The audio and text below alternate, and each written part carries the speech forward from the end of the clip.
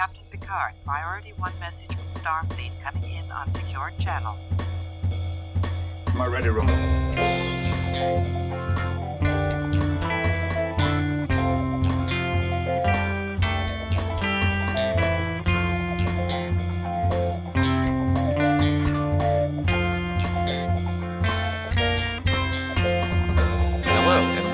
Readier Room, the only and longest-running Star Trek The Next Generation rewatch podcast. Each week, we are bringing you on-the-set stories of how the magic was really made on the set of Star Trek The Next Generation. My name is Mitchell Mills, Chief Consultant of Services at Paramount, and with me is my life partner, Brandon Hobbs. Brandon, how are we doing today? Mitch, doing well. Doing very well. Yeah? I was actually just remembering the Armenian genocide. Yeah, fondly? Well,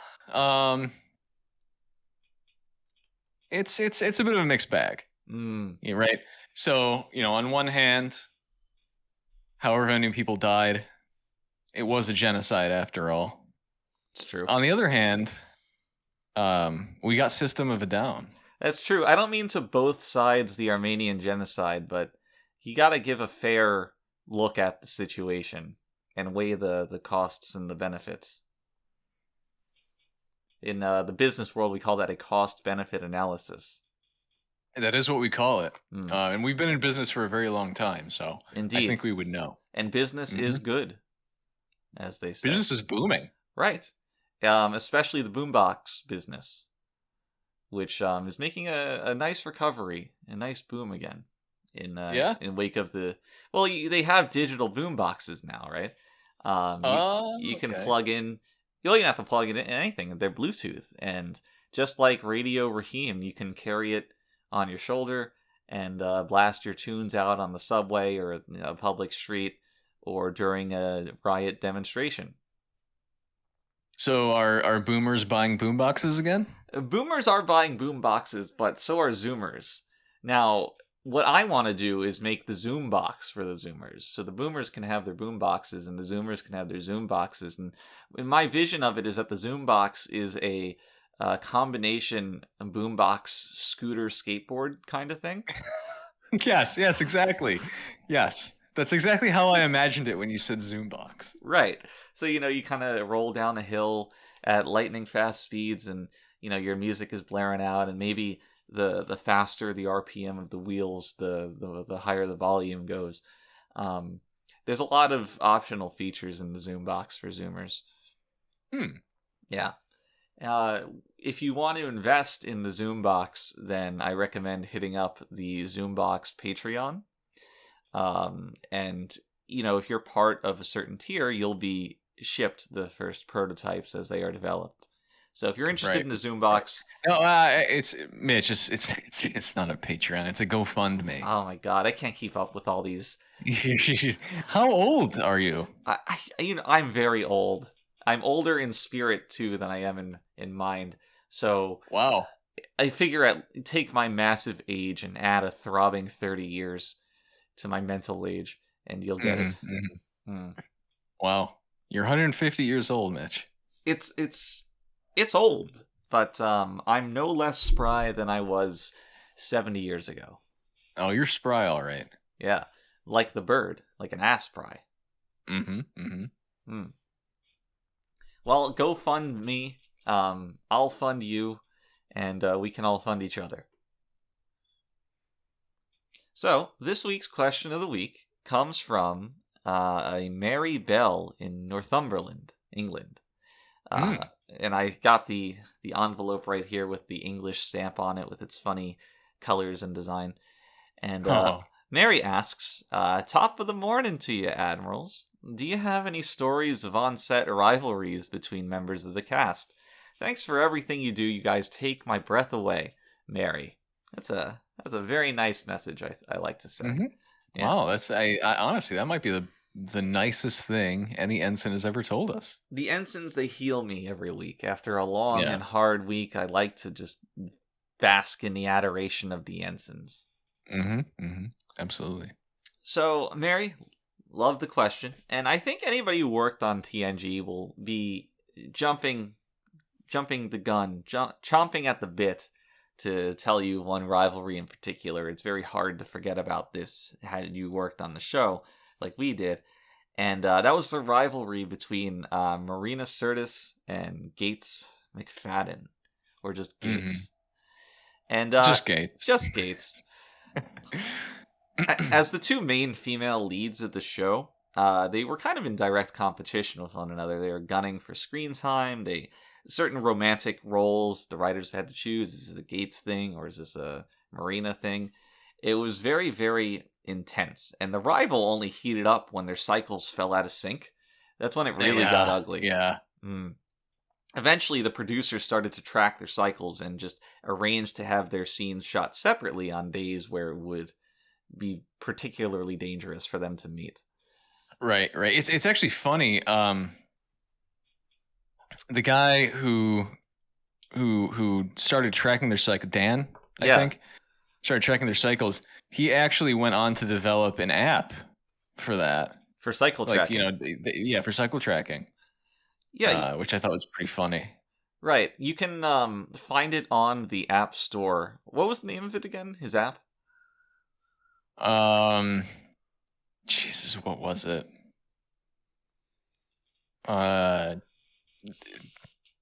Mitch, I don't know. Come on! How do you forget this? It's the menstruation. It's the menstruation station, and Dan's not going to be happy that you forgot about it. I'm sorry. What? How am I supposed to remember that? I don't use it.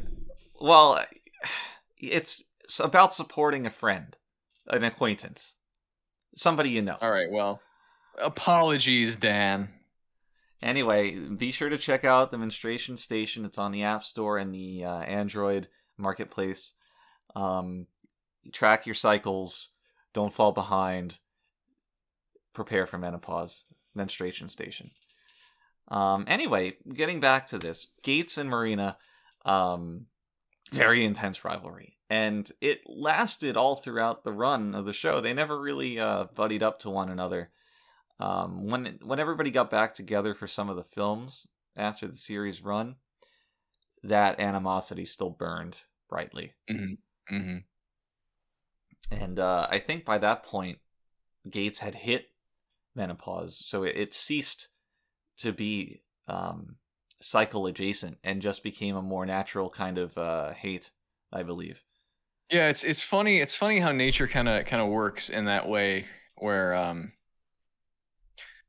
you think you figured something out, but you just really haven't this whole time. Yeah, I don't claim to be an expert on those matters. I try to wash my hands of those situations, and it's served me well for these past 153 years, and I recommend it to anybody. Mary, I recommend it to you as well. Just don't track your own cycles. Let nature surprise you now and again. Yeah, and I mean that's the wonderful thing about it, is that you never know how you're gonna feel tomorrow. Exactly. I get that too. Sometimes I wake up with a big poopy that I have to take, and I feel like that's my own version of the menstruation situation. It's pretty close. From what I've heard, is that it basically feels like you wake up having to take a big poopy. Yeah, which is not a pleasant feeling. No, and you know what? I think people take it for granted. All those mornings they don't have to take a big poopy. Right. Yeah. You ever wake up in the middle of the night having to take a big poopy, and you need to strain your anus muscles, but you're too tired to do it, and you're just like, how do I get out of this situation? Yeah, absolutely. And then by the time you're done with it, you're so awake from having to deal with it that you're like, I guess I'm just not going back to sleep. That's one of those moments where you come face to face with God, and you're so beside yourself that you get naked on the toilet because your clothes are such an encumbrance. You really just start connecting. Right. That's when the universe aligns and you start to see the code in the matrix of the human condition. Absolutely. So thanks for the question, Mary. If you at home are like Mary and you want us to answer your question of the week, you can email us at thereadierroom@gmail.com, send us a tweet at the Readier Room, or you can leave a comment on YouTube. Or, if you're really feeling frisky, you can send a carrier pigeon to our P.O. box, which details are on the Patreon. And we'll answer your question, if it's good. Speaking of things that could have been good, we have an episode of Star Trek Next Generation to talk about. Up the long ladder. Up the long ladder. The hitherto the most... What's the word I'm looking for? The most... Irish? There's that. But the most... I just had it. My old mind is failing me. Esoteric. Wow. The most esoteric... You sound so dumb right now. I do. It's because I am dumb. The most esoteric titling of perhaps any episode of Star Trek ever. You think so? I think so. I don't know if this is a DNA reference or what, but no, it's like some old saying, some like Irish saying or whatever. Like top of the long ladder to you? Yeah, something like that. Yeah, I don't think it's any more esoteric than Silence Has Lease. Right. I mean, that's a poem, which I guess is on equal footing. So it's a similar thing. Yeah. So. Yeah. So don't get ahead of yourself here, Mitch. Well, I can imagine Silence leasing a building, but I can't imagine a really long ladder. Right. It is pretty tough. Yeah. We've kind of shied away from those kinds of situations. Imagine back in the day when they were building the Empire State Building. How long of a ladder did they need then? Yeah. They must have gone up the really long ladder. Right. Or maybe had a system of a couple ladders tied together. Right. Well, I mean, think about, when someone has to go repair like one of those radio towers. Right. You ever watch one of those videos on the internet? Yeah, I have. They trigger my fear of falling and dying from very large heights. Right. Yeah, it's pretty intense. What do they call that? Height phobia? Yeah, something like that. Yeah. So this episode is terrible. Expand on that. I hated it. I thought that so there's two colonies, two civilizations. Neither of them had any amount of charm to them, and I'm not an easily flapped person. I'm usually unflappable, but even I found some of the results to be unpalatable in their depiction of certain groups and or genders.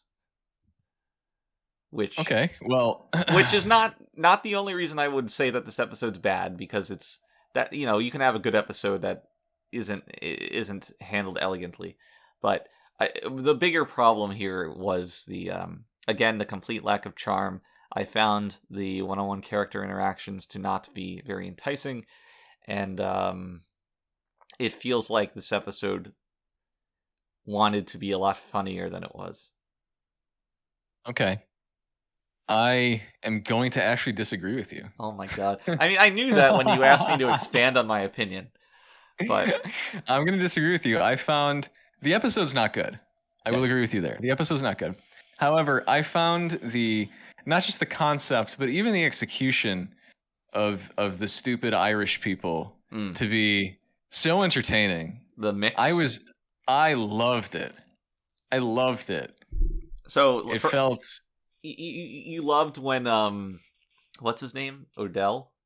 When he takes a drink of Klingon alcohol and his eyes like do a 180 and the cross-eyed. Yes, I loved it. I'm not going to lie to you. I loved that. I loved everything having to do with them. Now, the issue is this episode is a combination of three disparate ideas that don't fit together at all. Wow, I can barely tell. In the effort to fit them all together, they make an incredibly boring 45 minutes. Now, what are the three distinct ideas here? You have the two cultures, the two different civilizations. You have the Irish people, you have the clone society. The clones, and then you have Worf's little plot.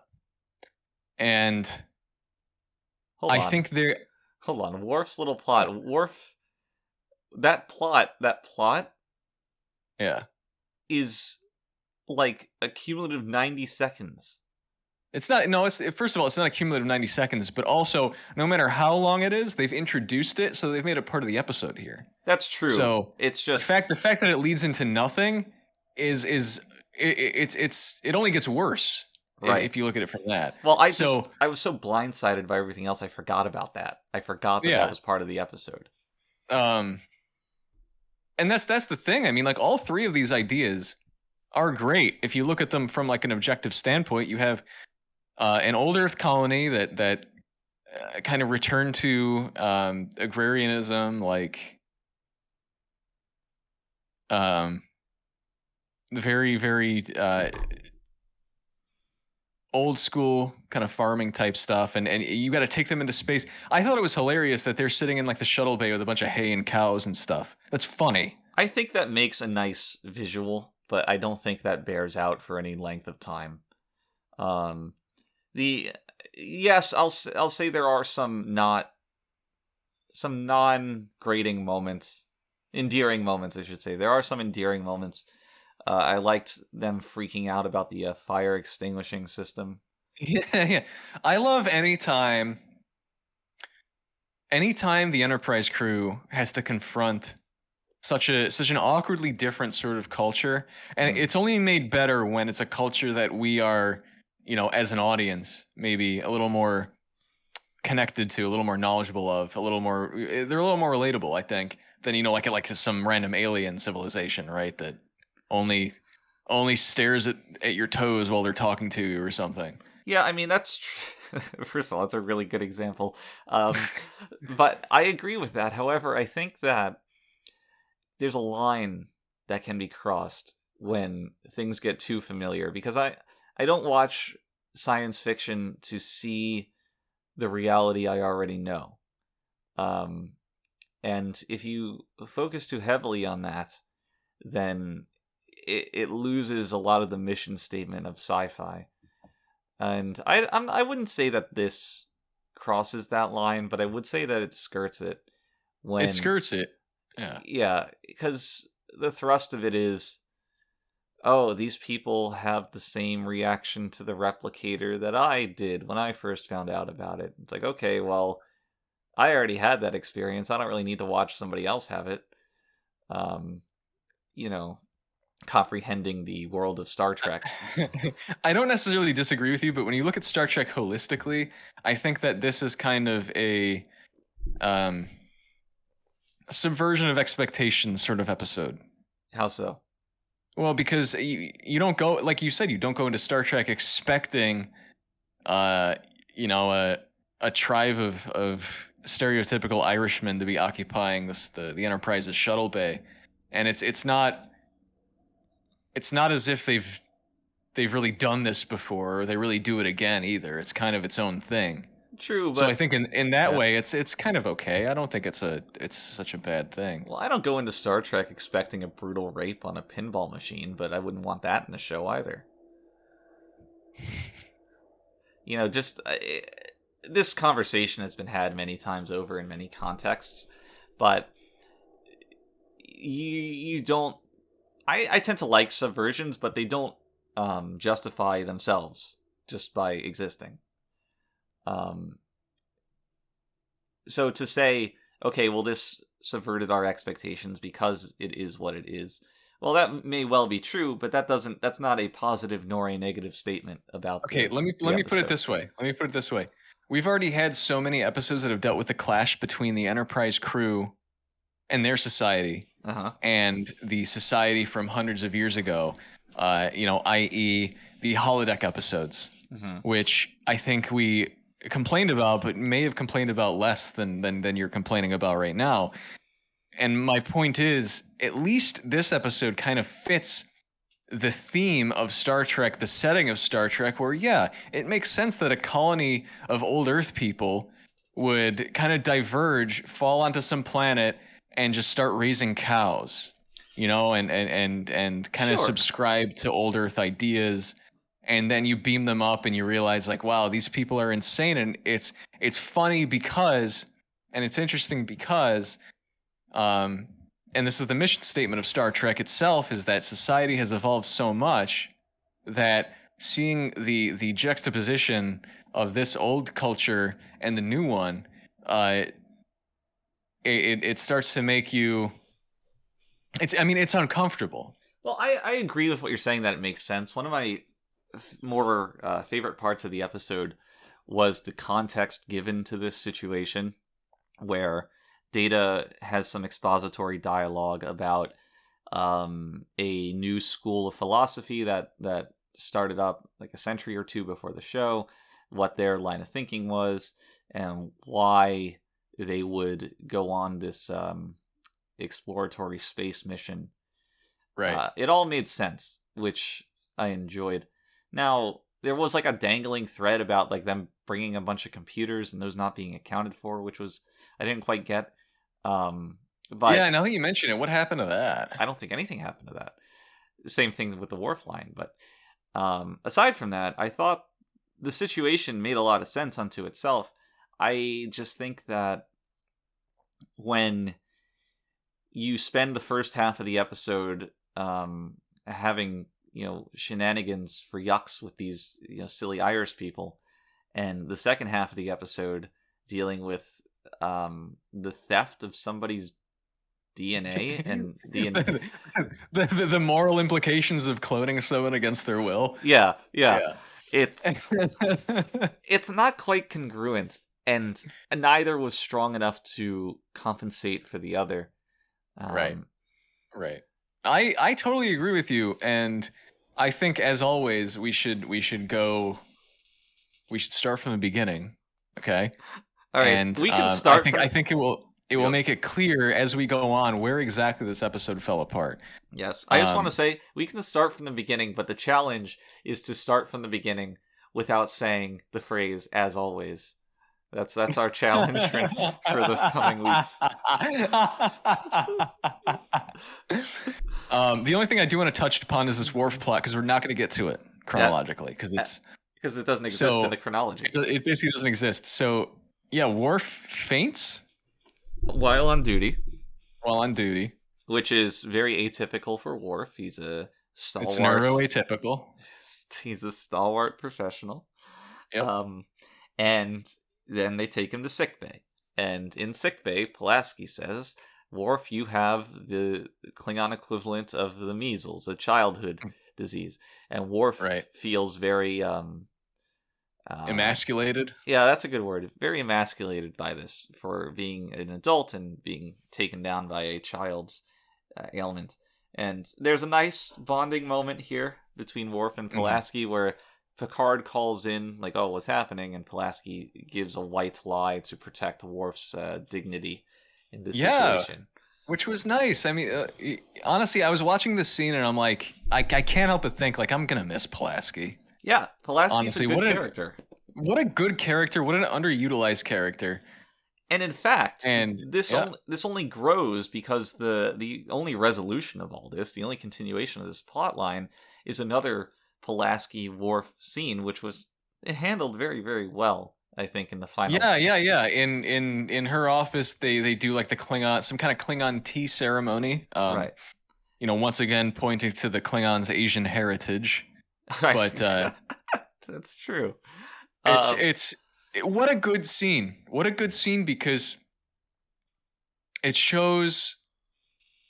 Again, we go back to the mission statement of Star Trek, where it's like, humans are so malleable and adaptable and willing to try things that Pulaski just says, "I'm going to take this antidote and then drink this literal poison just to make you feel good." Well, let's go over all the things that this scene kind of elucidates on. It fleshes out Klingon culture, which is, which I love. Which is interesting. Oh, God. As Pulaski outright states, it kind of sheds light on Worf's more romantic side, is the word that they use. But, his reverence for these more emotional things, which, when you think about Klingons being all about battles and being warriors, that's interesting. It specifically highlights Pulaski as being, a stronger character that has a lot of interest and respect in Worf's culture, but also the attitude to, like you said, just opt to take a bit of an antidote and indulge in something that is really quite unpleasant for the sake of the experience.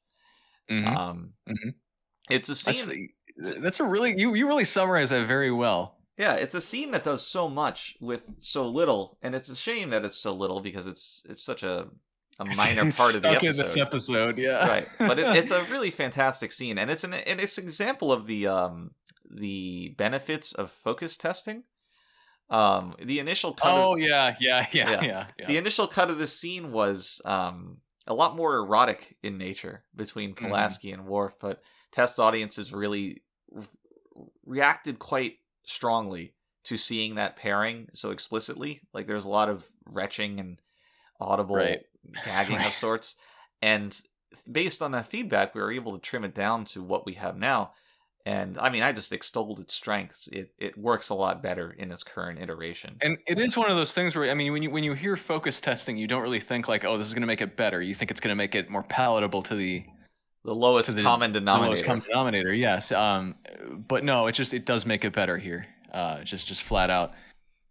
It might be the best scene in the episode. And no, it is the best scene in the episode. Certainly, and it's a strong contender. I mean, I don't really think about what's the best scene of a season, but it's one of the stronger scenes in general in Star Trek up till this point. Absolutely, yeah. It's like what? It's this and the scene where Tasha Yar fights the tar monster. And if you count Pulaski's office as being her room, it's one of the strongest walking into people's rooms scenes. I will count it as her room. Thank you very much. And then that finishes, and we never hear from it again. Yeah, this plot thread had 2 scenes. Really sad stuff. So, now we can kind of start from the beginning here and recap the episode for the ensigns who have already watched it. So, my notes are very, very vague. I have a note that says European hegemony. Yes, that was a. Frakes pronounced that wrong, right? That, and it was also like some backstory, some exposition. Yeah, because underneath that I have exclamation point, a reference to the bare future, which I think was supposed to mean a reference to the near future, our near future, right? Which I was excited about because usually it's a reference to like Shakespeare or something, but yeah, there was a lot of that. There's a mention of World War III. I said before, the new schools of philosophy. There was an alt history at play here that was appreciated. Yeah. So okay. So what's happening here? They get a distress call or something?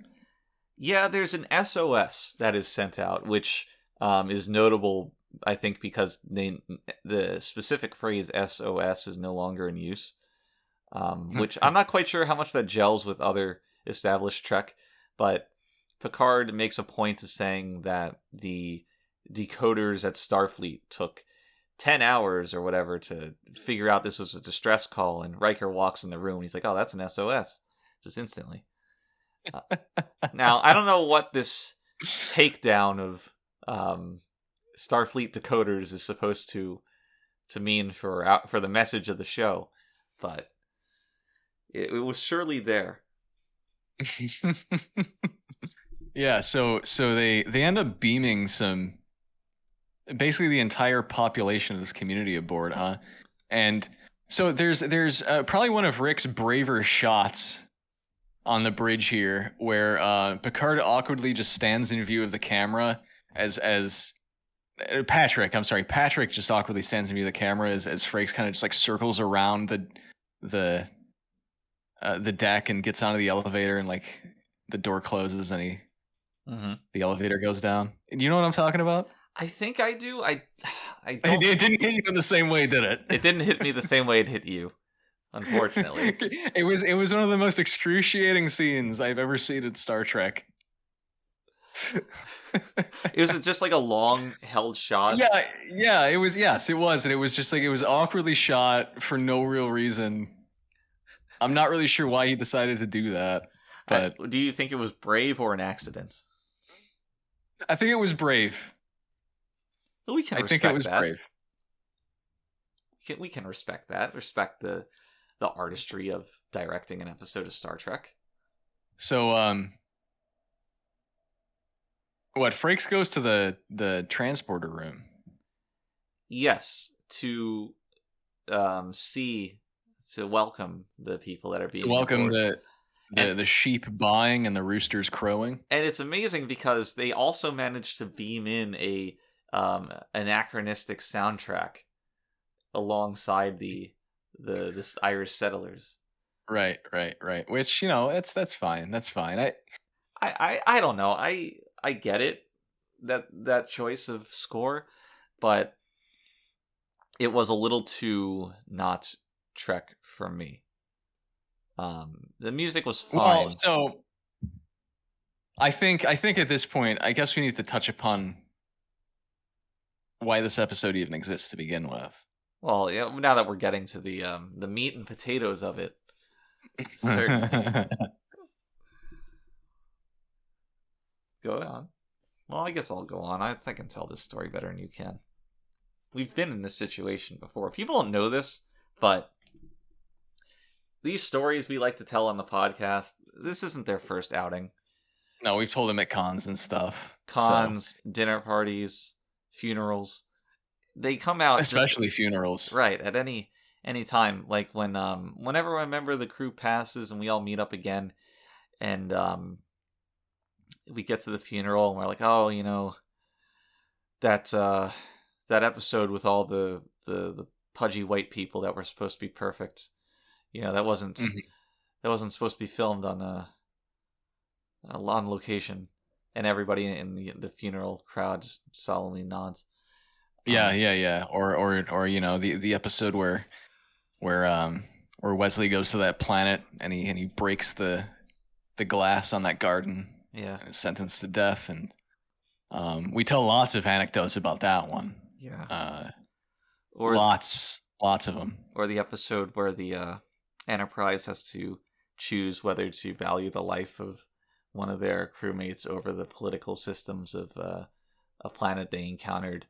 That one we spend a lot of time rehashing. Mm-hmm. Yeah, and people start falling asleep, which kind of disrespectful, but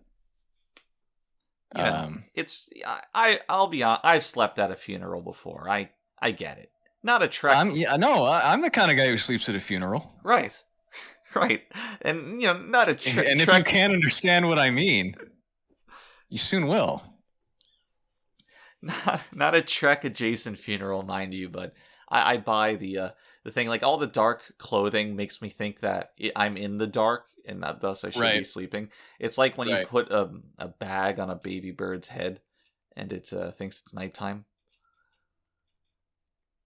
Yeah, exactly. You know what I mean. Anyway, the point is that we've had a lot of practice telling these stories, and the whole thrust of this episode was it came about after Colm Meaney, his lawsuit against the studio over a hostile work environment. Part of the arrangement that they worked out was that TNG would have an episode depicting Irish people in a positive light, and I'll let the viewers, the ensigns, decide if we got there or not. Yeah, I mean, so I don't know about the ensigns today. I'd like to think they're a little more educated. I subscribe to that magazine, Ensigns Today. Than back in the day, Ensigns Today. Yeah, they had that feature on the Romulan toilets last month. It's good reporting, good journalism. Interesting, actually. I think I might want to install one myself. A Romulan toilet? Yeah.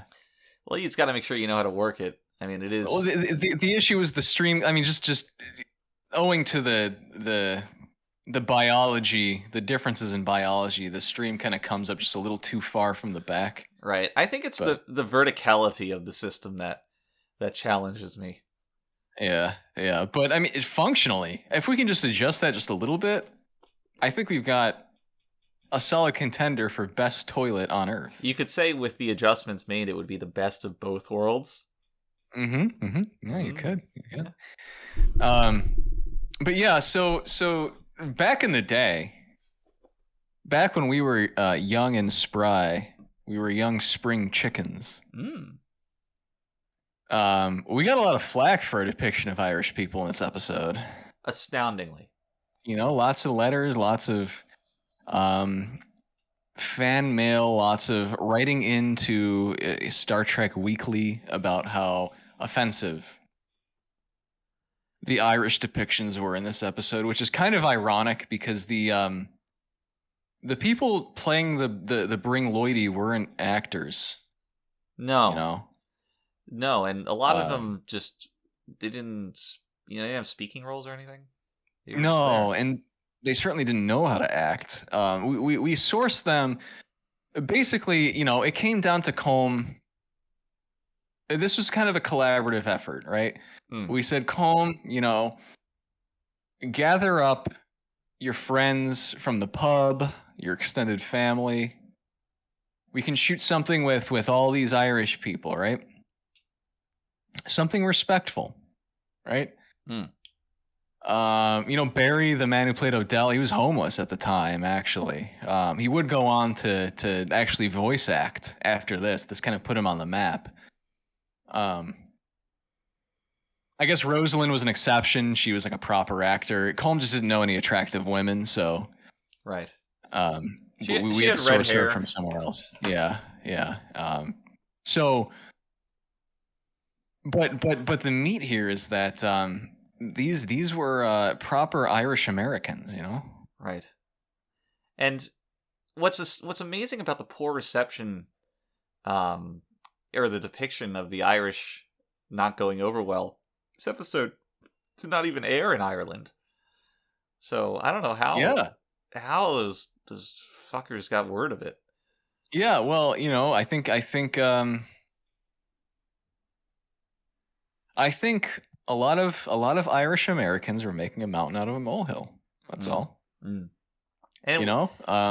I think the actual Irish might be more sympathetic to it because,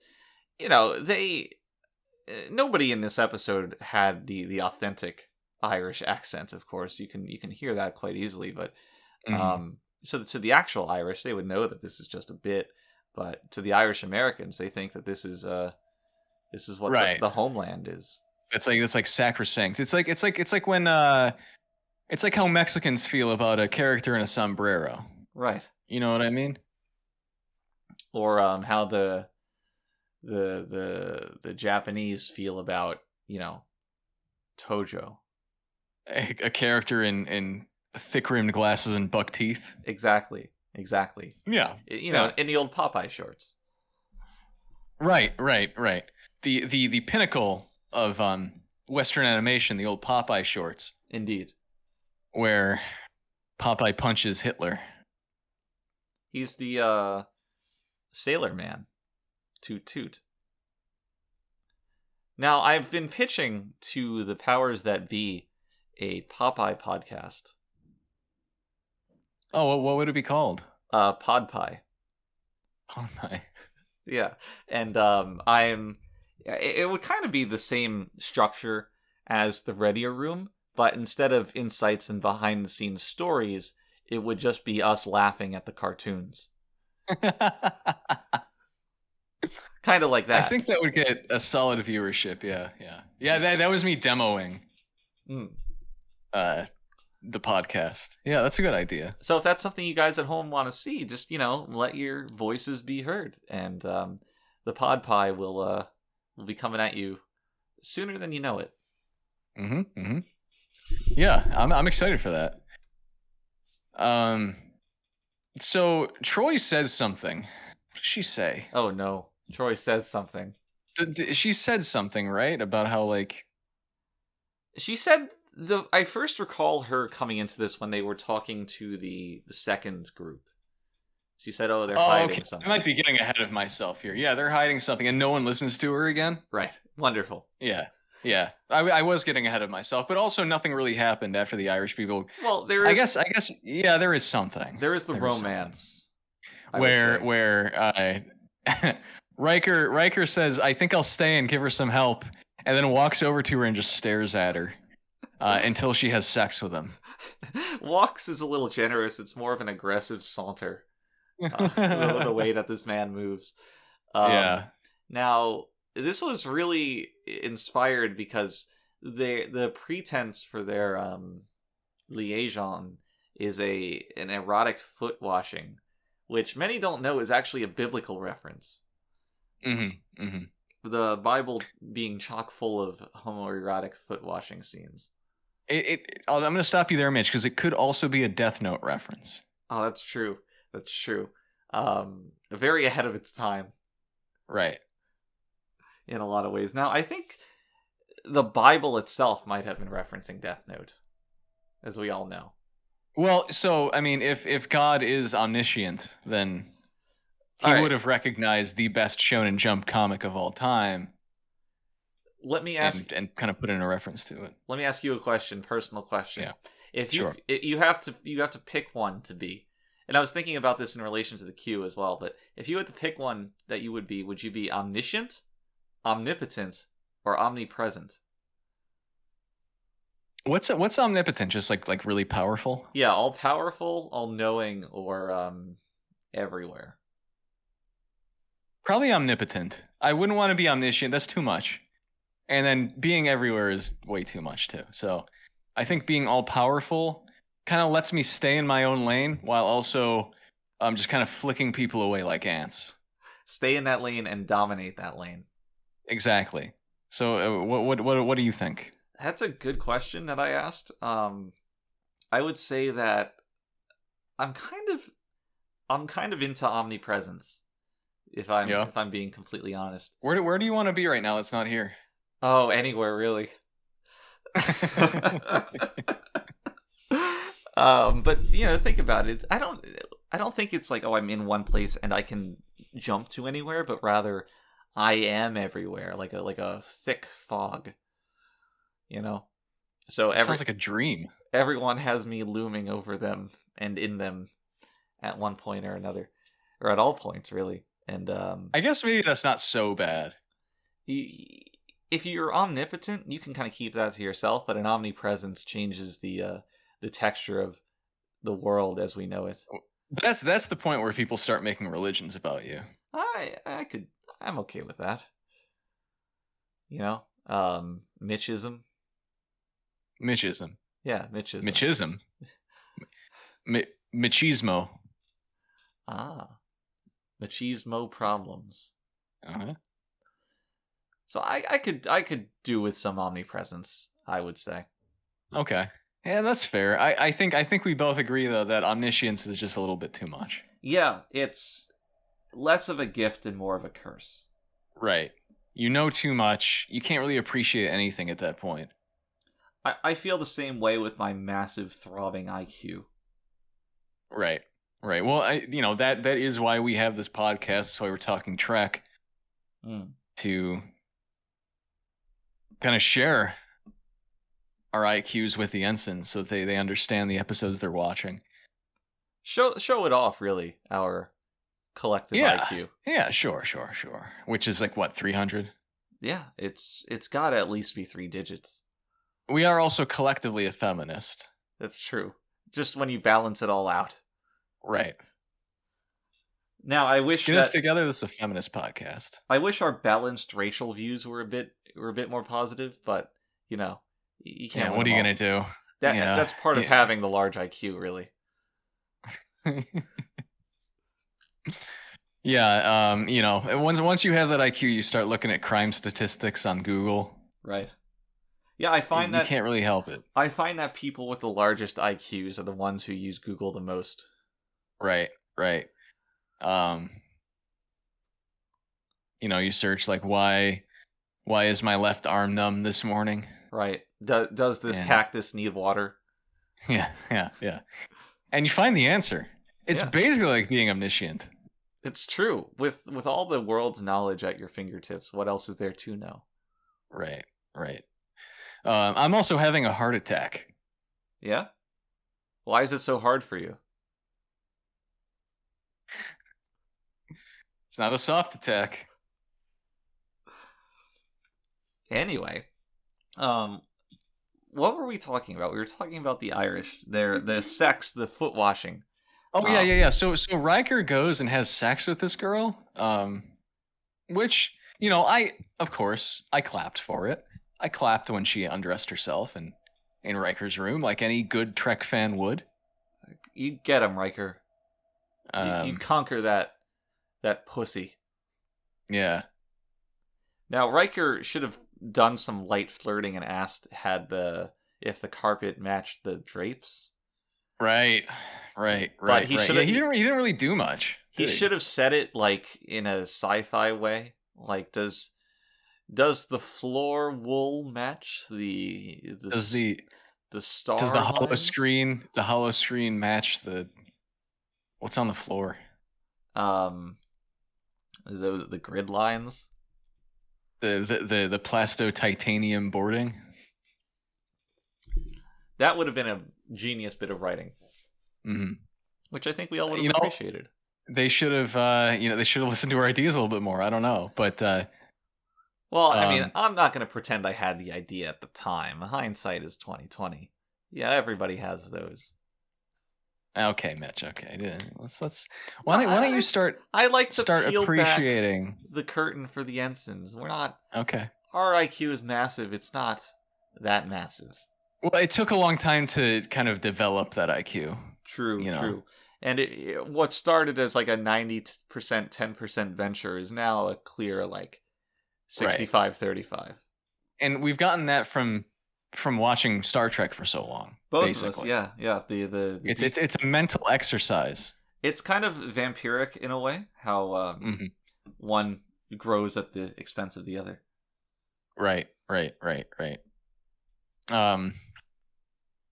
So another plot thread that goes nowhere, of course.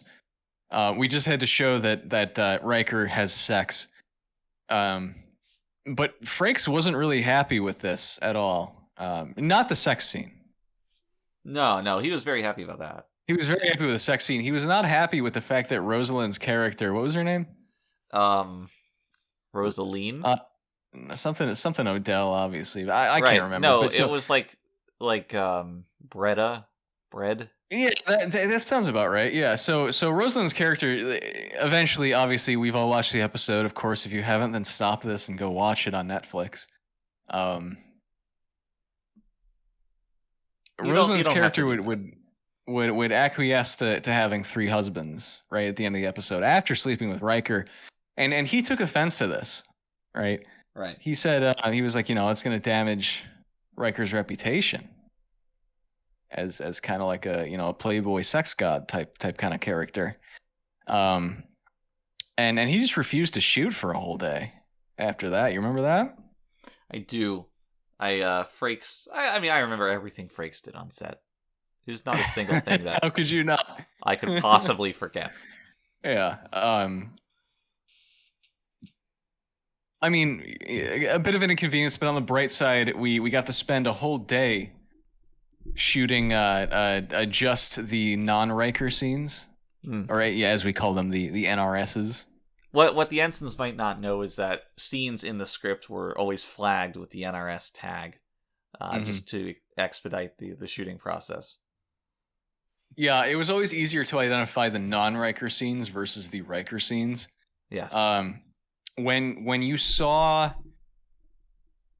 a scene with an NRS missing from the margins, you knew you were going to spend possibly half a day, possibly a whole day on it.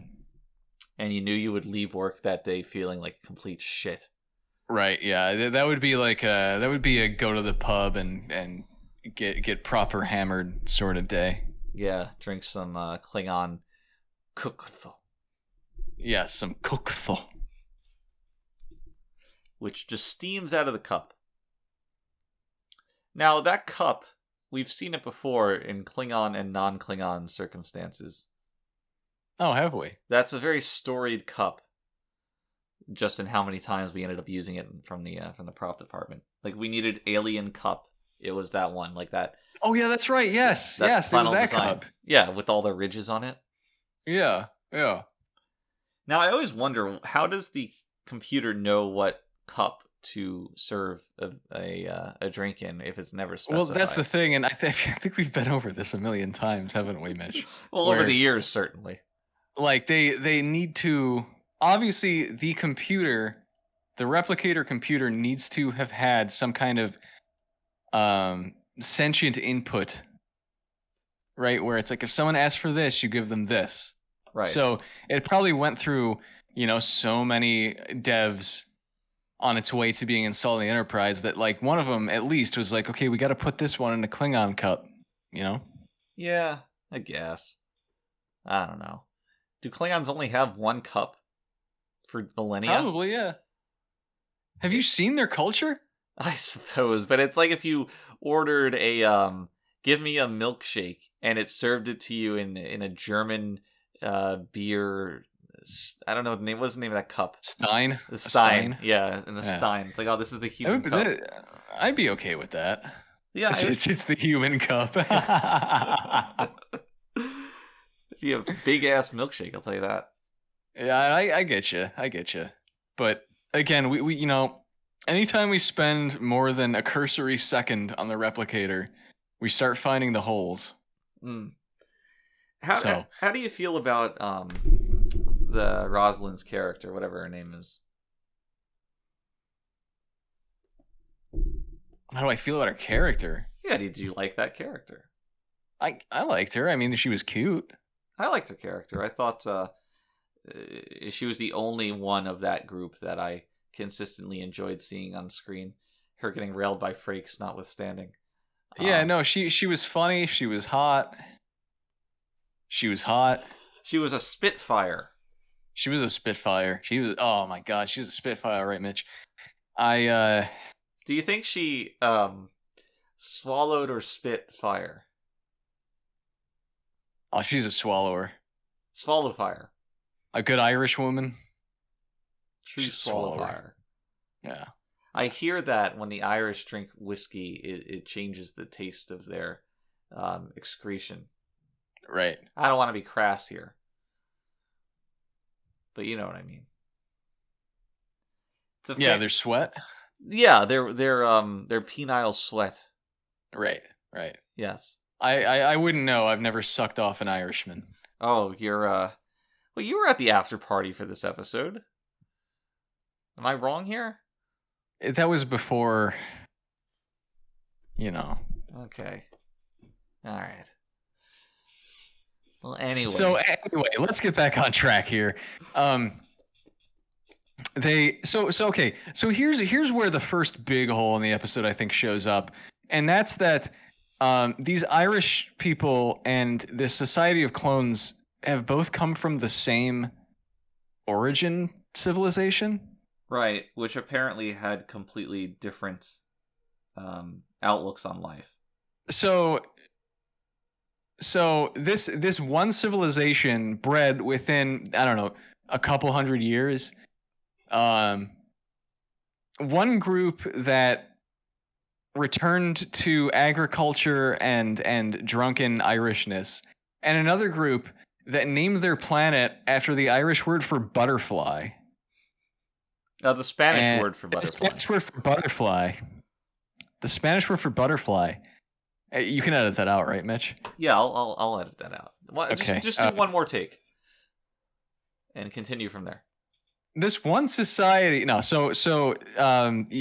the group that named their planet the Spanish word for butterfly, has no Irish accent, no Irish culture, has no real culture at all. They just kind of live in like one building apparently, and it's all gray. And it doesn't make any sense at all that they would both come from the same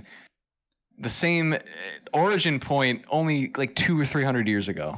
The only common origin point is that it was Earth. That's it. Was it Earth? Well, they're human beings, right? Well, yeah, but they came from somewhere else after that, right? Or am I crazy? I thought Weren't it they was both from like the same general area?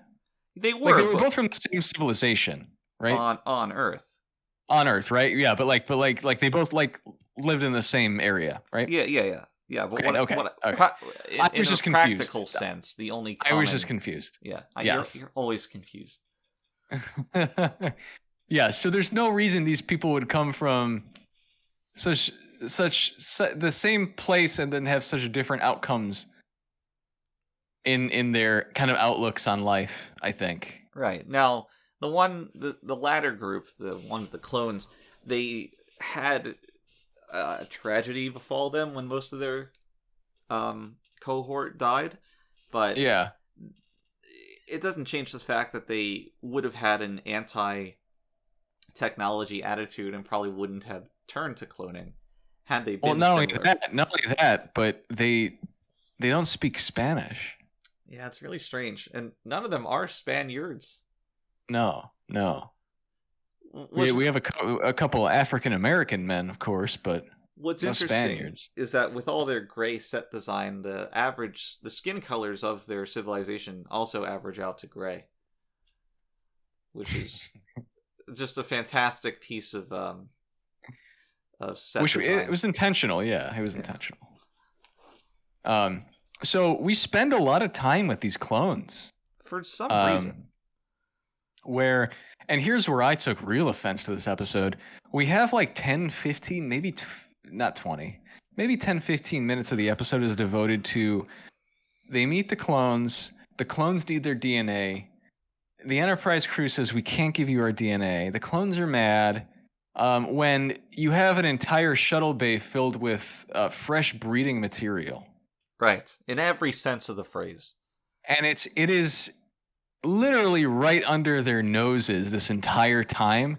And you know that's where the episode's going, but you still have to go through this 15-minute facade where there's this drama about, cloning people against their will or whatever. Even when you put that solution aside, Picard just makes an assumption for the entire ship. Riker says, I'm not going to let that happen to me. Pulaski shakes her head. Picard shakes his head. And the clones, they say, our civilization's going to die. You can't help us. And Picard just says, I assume everybody on the ship is going to agree with us. I don't need to ask them. Yeah, I'm sorry, but you're just fucked. He's done that before, hasn't he? Has he? Hasn't he made a decision on behalf of the Nagilum? Yes, that was exactly it. Where silence has lease. Which was directed by directed by Rick. I don't know if Snodgrass wrote that. Who wrote that? Who wrote Where Silence Has Lease? Oh my goodness, yeah. You're really testing an old man's memory right now. We're gonna look this one up. I thought it was Robert, but that's probably incorrect. Yeah, I was Jack Sowards. Yeah. Oh, that makes sense. Jack and his fucking poems. But yeah, funny enough, directed by the same guy. Yeah, Picard has made that choice before to just. I guess he is the captain. Right, but conceivably, this is not something that you would decide for your crew because it's just a personal issue, and it seems like one of the tenets that Picard and the Federation holds most dear is autonomy. So I'm not really sure why, other than, we have to write this specific conclusion, that Picard would make this blanket decision. So another issue that I have is that, if you're teleporting a planet's political head to your ship, when you think about it, there's how many planets? In how many civilizations that they could go to? You could lift these people off their planet and just transplant them to another planet and just say, like, we can't save your planet, but we can save you, so just try to, I don't know, have sex. Also, this civilization can't even be that large, right? They've only had a few people. Yeah, they've only had a few generations, and they have 2 cloning beds. And God knows how long those take to grow. So the Irish civilization too is very unlikely to be that large, given just the amount of time that has passed. Right. So both of these issues are like quite minuscule in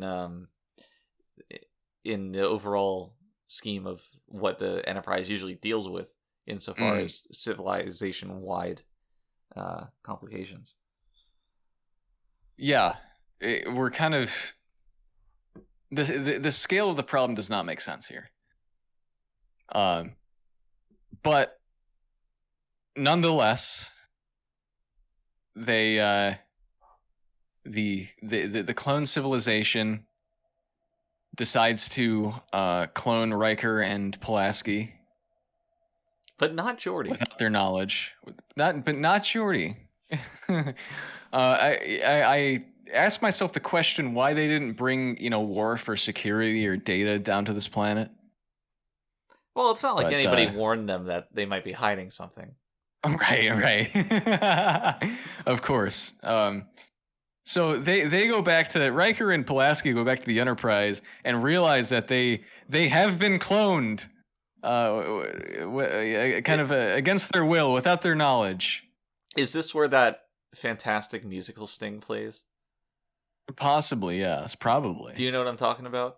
I missed that. There's this one musical sting to punctuate a cut to commercial, that an end of an act, that is the most stock image of a dramatic violin sting for a revelation. It's like an ascending 4 notes that, and you can probably imagine it in your mind just based on what well, so Trek is no stranger to this. Oh yeah? Well, I mean, in terms of having a dramatic sting where there needn't be one. Well, sure, but what I mean is this one was so rote in how it was written. Like, it sounded like an episode of Hotel Hell or something. Okay, yeah. I guess that would have to be the point, though, wouldn't it? Yeah. So that happens, because they go down to the planet and they go to the cloning machines, the Yoshimitsu cloning machines. Right. Which I don't know what Yoshimitsu is supposed to mean. Well, I think it was a call forward to Soul Calibur. Oh yes, that's right. Mark on the art team worked on Soul Calibur. Right. Or Soul. What was the name of the first one? It was like Soul Blade. Soul Edge. Yeah, something like that. Yeah. So that's my theory. So that's where Yoshimitsu came from, I guess. That's really interesting. It's funny because this scene kind of gets buried in the controversy about the Irish depictions, but it had its own light controversy, didn't it? Yeah, this one, yeah. So this one, as we know, Riker goes to the cloning beds and just kills the clones. Right. He blasts them out of existence in a function I didn't know the phaser had. Right. Possibly the highest setting of the phaser. Yeah, double stun. And rest assured, ensigns, we did not get away with filming this scene and broadcasting it, because we received a letter from the Right to Life Coalition about Riker killing these clones. In which they asked us to please be sure to wait for the clone to exit the cloning machine next time before killing it. Which I think we did follow. Yeah, we were pretty good about respecting the RTLA going forward. Right. We didn't want to kind of step on any toes because, obviously a life before it steps out of the cloning machine is sacred. Right. And after it steps out of the cloning machine, whatever. Right. You might as well just toss it into space. Who cares? In fact, just have the cloning machine open into space. Yeah, that's right.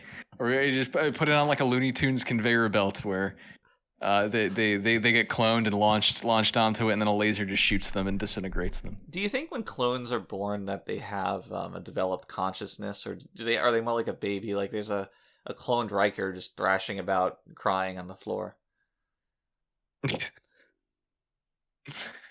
I don't know. I think we've seen that kind of behavior from Frakes anyway. So I need to go back and rewatch this episode to check if the clones had belly buttons or not. I don't think we got to see them. We got to see their bald heads, but that's about it. True. It was very difficult convincing people to shave for that one shot, but they did it. Yeah, and that's another thing that like people really take for granted is that that was not makeup. Right. This episode took so it's funny because we had the idea. So when a season starts filming, right? We have a few scripts together, right? And every now and then we kind of film them piecemeal. You know, when you get a certain director, once we've attached a director to a script, to a couple of scripts, we could be a little fluid with it, right? So we actually filmed this episode or this scene of this episode well in advance of the rest of it, where we had to have Frakes and the actress formerly known as Pulaski, otherwise known as Gates. Gates and Pulaski. Gates. We had to have Frakes and Gates shave their heads completely. Just shave all their body hair, really. And these little contraptions. It was a little easier on Gates, given how she was already under so much makeup to look like Pulaski in the first place. Right? Yeah. No, she was already shaving her head for the rest of the season, so it wasn't a big deal. Frakes was not happy about it. He said it interfered with his ability to pull. I wasn't really sure what he meant by that. Maybe he thought that he was like Samson and his strength in pulling things came from his hair. Right. Yeah. He was a very religious person, so that could have been it. But yeah, so it was a lot of effort on both actors. You got to give them some applause here for that. But now the RTLA did not. The RTLA did not. But we respected it. You were saying? Yeah, I'm trying to figure out where the hell this episode goes here. So, well, after this, they immediately find out the ploy. They're like, "We're missing our epithelial cells. They cloned us." Then they go kill the clones, and then they apprehend the Prime Minister. And Picard... Oh, yeah, and then it solves itself. Right. Picard just slaps his forehead and says, "Oh, we have all these stinky Irishmen in our hold." And, the leader of the traditional Irish society just acquiesces to the idea of letting his daughter fuck 3 men. Right. That was which is very realistic. A very hasty decision brought on by the fact that he, too, would get to... sire children with 3 women. Right. Which is a very Irish way of thinking, no doubt. Yes. How did you feel about an entire civilization's worth of women being sold into breeding obligations? Well, on the one hand, you got to do what you got to do. Mm-hmm. On the other hand, the Enterprise could have just taken all these people somewhere else. Oh, you mean like both civilizations? Yeah. There's nothing about Mariposa that says like we need to preserve this society. No, it was pretty arbitrary. They just wanted to leave Earth, I think was the or wherever they were from. They were having an exodus from that rather than going to some place in particular. Right. So they could easily just conform to some other planet's society or just live on the other side of the planet, like that one episode with the feminists. Yes, I forgot about that episode. Yeah. Easy enough. No, the Enterprise isn't very good at coming up with creative solutions. And that's really where this episode falls apart. No, it fell apart a a lot sooner than No, that. I don't agree with that. I think it fell apart at the point where you have these two disparate stories, Worf notwithstanding, that could be connected in a smart way, but just are not. But they're almost forced together. Well, I mean, imagine if the solution was, all right, we're going to take both of you to a new planet, because that makes logical sense. How do you write that? Right, you can't write that. You're right, because there's a lot of work of where they're going to go. We got to set that up, and how is this even satisfying as a conclusion? Whereas, innately, two odd couple cultures coming together, people like seeing that kind of story, that kind of conclusion. Yeah, I mean, I don't know if we spent a little more time without the cloning controversy. Yeah, but then who knows what you would have put in those things. Maybe Worf's story gets more fleshed out, and he's sick in bed, and Pulaski comes to read him a bedtime story. I think, and this is for the record, I think that like 10 to 15 minutes of controversy ruined the episode beyond repair. I think it could have been something decent, even if not great or good.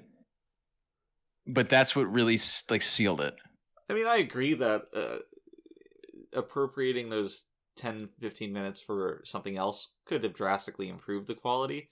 However, I do think it was fighting a losing battle, given my general distaste for most of what preceded that. Well, Mitch, I mean, you don't have the Irish blood. I don't. Perhaps I should try a little hair of the dog. The hair of the dog that what? That hit me. And that's all I'm trying to say is that, us Irish. Oh, is really Hobbs, relate to this. Hobbs an Irish name? It is, yes. I didn't know that. Yeah. Do you know? Have you read Calvin and Hobbes? I have. I didn't see the strip where they just got fucking hammered, at 3 a.m. Yeah, well, that was a strip. So yeah, there's a lot of strips dealing with Hobbes' Irish heritage. I saw the strip that was printed in all green, which I thought was an error, but might be a St. Patrick's Day reference. No, that was a Chernobyl reference. Oh, I see. That was timely. Radiation. Yeah. Now, do you know what Ancestry Mel's is? Mel's. That's gonna be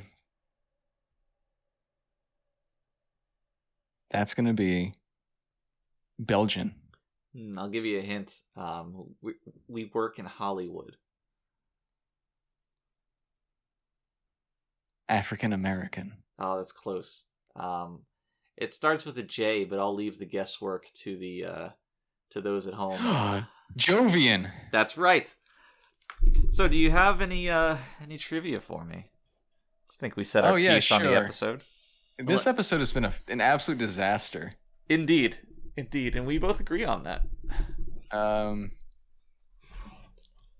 on, I'll give you. I got some trivia for you. 1 second. Oh my god! I leaned back in my chair and I got a cramp in my stomach muscle. Live on the podcast. Oh no, that's embarrassing. Oh god. Oh. So how about this one?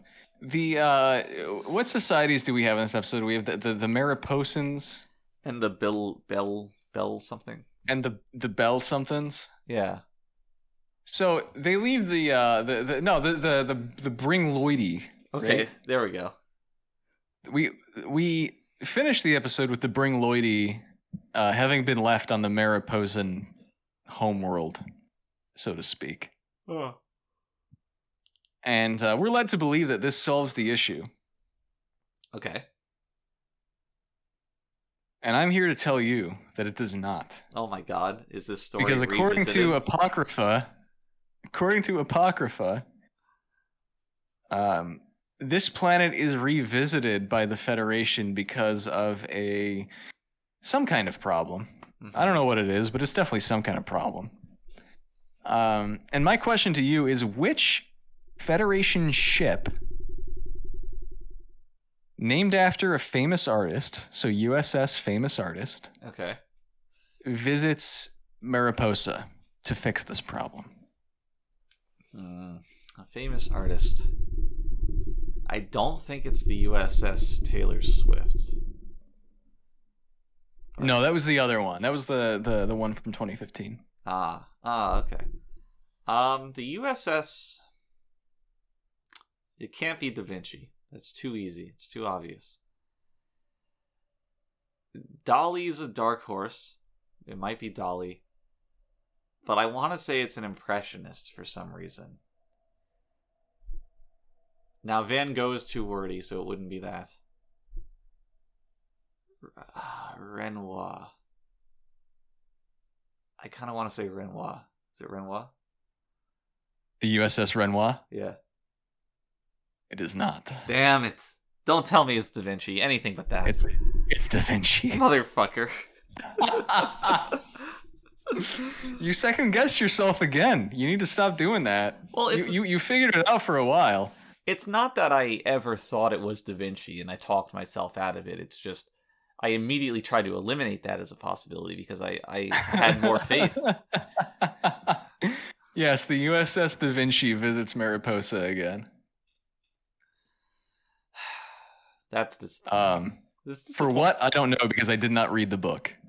You should buy the book. I might actually. Buy the book. Buy the book. Really? I want to. Oh, go ahead. No, you go ahead. No, I was just thinking about like. Nah, you know what? Never mind. What? Don't worry about it. All right.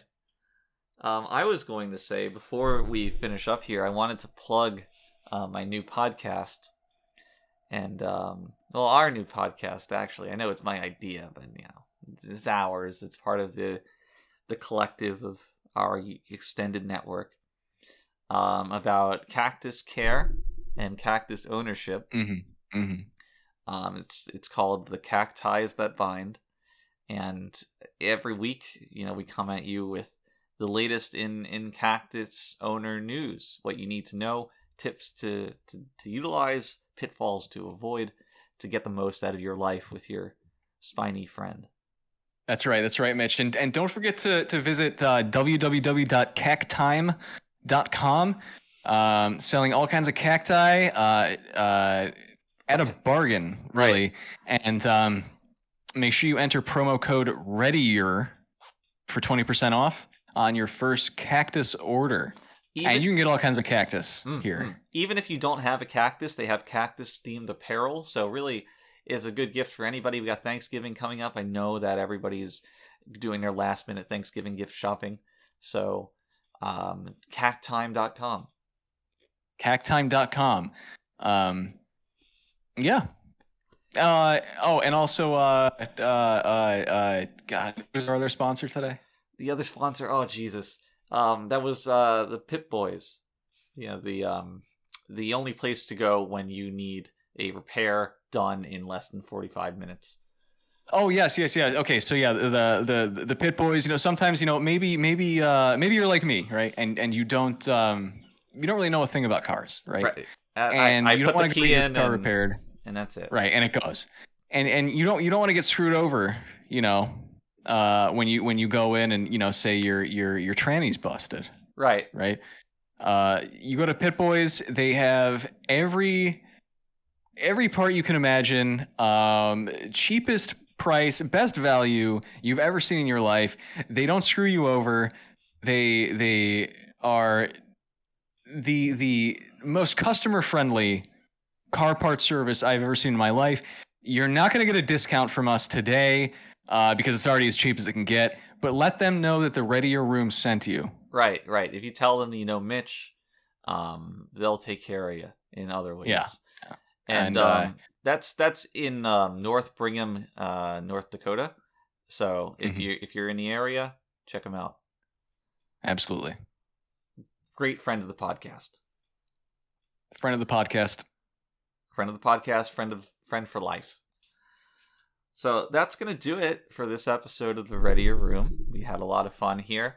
But it's not all laughs. Sometimes we have to take stock of life and, be aware of the social situation around us with those dirty fucking Irishmen.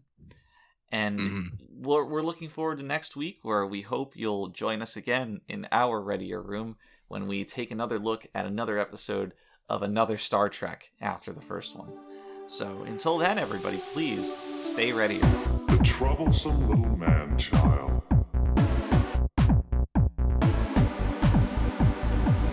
Consider that in the history of many worlds, there have always been disposable creatures.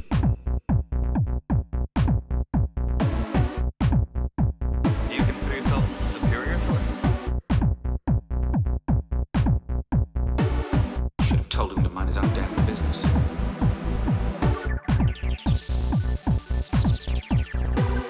But I stroked the beard thusly. Do I not appear more intellectual? Computer! Freeze program. It's not a promising beginning.